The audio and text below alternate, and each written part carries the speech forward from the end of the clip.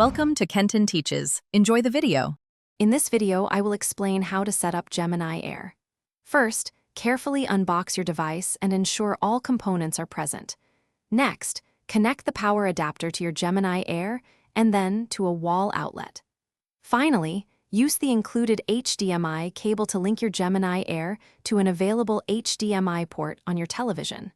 This gets your device powered and connected to your display. Now, let's get your remote working and connect to the internet. Begin by inserting the two AAA batteries into your Gemini Air remote. The device will then guide you through pairing the remote using Bluetooth. Once paired, you'll be prompted to select your home Wi-Fi network. Enter your password carefully to establish an internet connection. You're almost ready to stream. With your Gemini Air connected, it's time to personalize your experience. Log in using your existing streaming service account credentials. This grants you access to your subscriptions and content.